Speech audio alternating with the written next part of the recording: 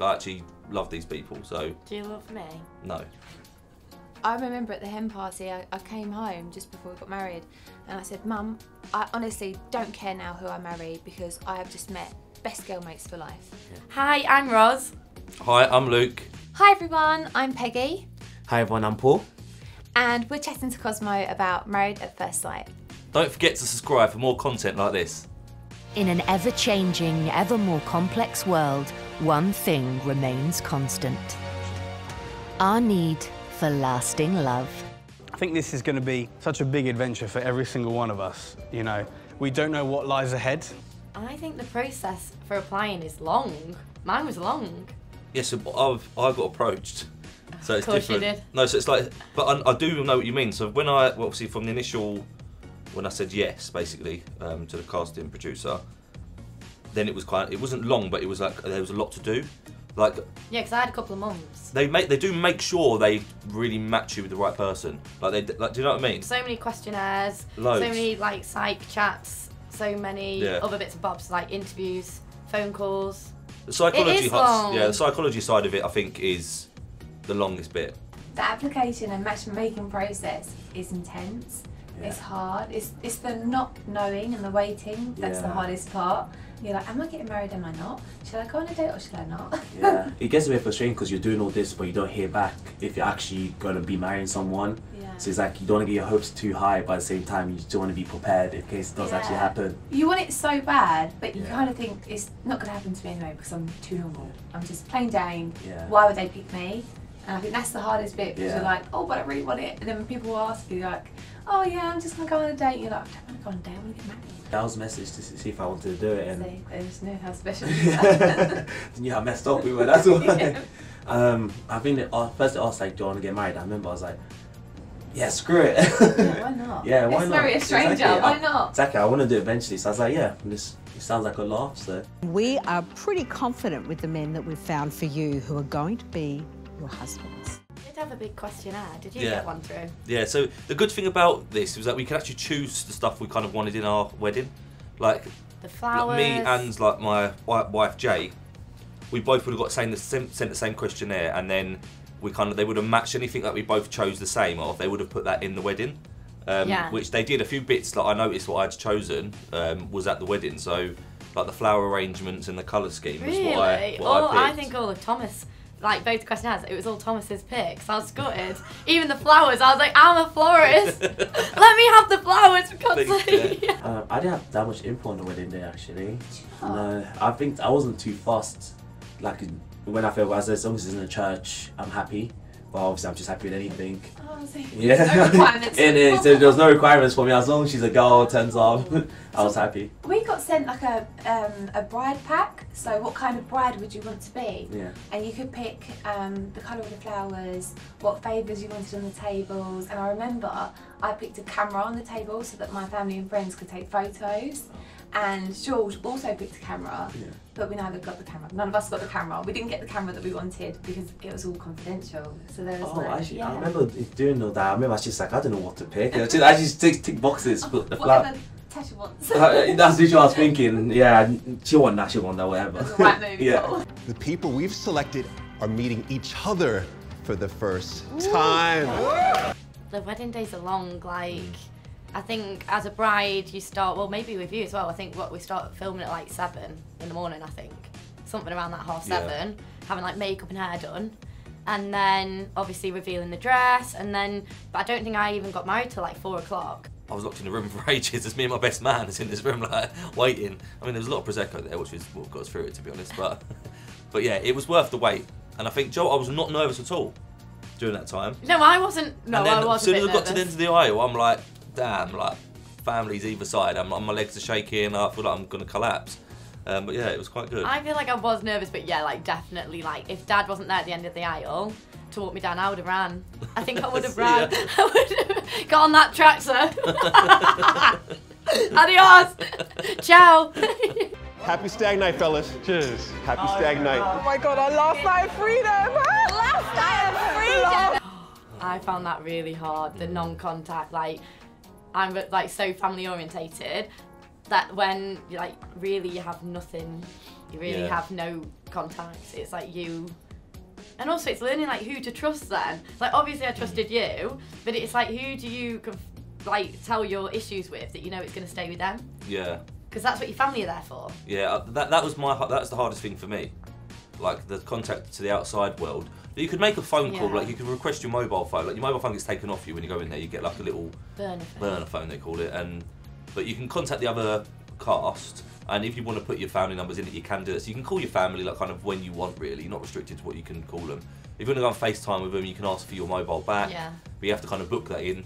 You do get one down day a week, so you'd be tempted to film 6 days a week on average. Sometimes it went to like 9 in a row, but you'd have like a down day. But like if you lived in close to London, like people were able to see their family, but with being so far away, in that down day, I couldn't meet up with them. Yeah, that's the fear. That's if I could change anything for the future series for their cast, I would say on their down day, they should be allowed to go anywhere they want as long as they're back by the 9 a.m. the next morning. You know, we are going to push and challenge you in ways that you could never imagine. The dinner parties were long because you get there early, but it's not like you go straight away. You're literally just waiting around for like hours sometimes. Yeah. Like just doing nothing, twiddling your thumbs, especially when you know drama's about to kick off, but you just want to get it done and dusted. But you're just like that. You get more anxious, you get more nervous. Sometimes I wasn't even involved in the drama and I was feeling nervous. Yeah. That's exactly what you mean. I think the commitment ceremony, the filming was, I think, intense but in a different way because you know it's just gonna be emotional. Yeah. Like you're literally just waiting to expose yourself to from everyone and have some people like not judge you but like critique you or look at you differently or give you advice about how you're doing something wrong or change some things. It's a bit of a weird one, isn't it? It's hard because you're getting external advice on your relationship, and I think no matter how strong-minded you are, I used to sit on the sofas thinking, right, we're going to be up soon and I'm just going to not cry, be really, strong. I'd sit on the sofa and just melt, and I'd just be so emotional and vulnerable. They're long days. Yeah. I mean, you're up at probably 7, it's 5:30 in the morning to getting ready shots where they come in and film you actually getting ready to go to dinner party. And then they film you travelling. Then they film you in the taxi, then you're in a holding room. So the way these are worked out, which obviously I don't know why they do it now, but in the moment you're like, oh my god, I want to be with my mates. But they split you up a lot of the time because they know what drama's going on and they don't want people talking before the dinner party. Yeah. So yeah, because they don't want people talking before the dinner party, they basically split you up. And then when the dinner party happens... Sometimes we sneak in though, play property, yeah. Like we can sneak to see each other, but we're not meant to. But when they do it, so when the dinner party happens, then it's explosive. The drama kicks off. Like it was. But I do find if the drama was there quick, you're going home quick. But sometimes if drama wasn't, then we'd be filming till like 12 at night. Yeah, it's easily a 12 to 15 hour day. Yeah. The dinner parties. So if we look haggard, it's because it's late. Yeah. Yeah. So the commitment ceremonies, boys with boys and girls with girls. Yeah. Really. So like we have our filming in the morning, again getting ready shots, and then the girls are doing the deliberation. Yeah. You do your deliberation. Yeah. And then the boys are kept separate, so I feel like it is like mind games. Like if you're in a weird place with your partner, you're there thinking like, is he gonna leave? Yeah. Is he having a wobble? And I feel like my partner and I were quite wobbly. So each commitment ceremony, you were sat there thinking, oh, what's gonna go on? What's he gonna say? If you commit to the process with your whole mind and heart, that you will get so much out of this. They're truly incredible, and I think I couldn't have done it without the experts. I think they were like your parent figures. There, for me, they were. Yeah, look, I do like the experts, and I do think they're good at what they do. The only thing I would change in my experience is I would challenge them more. I don't think even this series, no one really challenged them. I haven't seen them challenge them in previous series. Because they're always right. But they're not. They're not. There's a couple of things what they said to me, and I looked on Google, and they was actually wrong, like scientifically wrong. So I've got a bit of vibe with them actually. But I went on to Google. Overall, they're good. Are you over it now? Is it I'm over good? it. Yeah. No, overall they're good. Like, I absolutely love them. But I do think people should challenge them if they think they're wrong, and I don't think that really happened, and I definitely didn't. So I think they were amazing to everybody, but I think this year, what makes this year so special is that the experts visited people's apartments. where specific advice was needed. After the commitment ceremonies, don't you feel like you could go up to the experts and ask them for one-to-one advice as well? And even now, like they'll message us and give us advice and wish us well and keep in touch. They actually love you, honestly. They just make sure like they know like if you ever want to chat, we're always here. I think sometimes you watch stuff, you think, oh, it's just once the show finishes, they walk away, but they literally not like that at all. They're just friendly and say you can always chat to us whenever you want. It's nice. They're more involved in us now, aren't they? They're more like invested in us. Yeah. Because like we're their little piece of work, like drawing a painting. They're like our parents. Yeah, they are. They are literally like parents. I really need this to be it. As they marry at first sight. You get an extra family. Like no one else has gone through this process like anyone else. Like this, what we've done together is insane. But we're together, innit? Yeah, it's really weird. Like even if you don't come out with a husband or a wife, you gain friends for life. Yeah. And I remember at the hen party, I came home just before we got married, and I said, Mum, I honestly don't care now who I married because I have just met best girl mates for life. Obviously meeting all of you guys, just the experience of meeting like all friends that I probably wouldn't have met in the real world, and you probably wouldn't have wanted to be friends with me in the real world.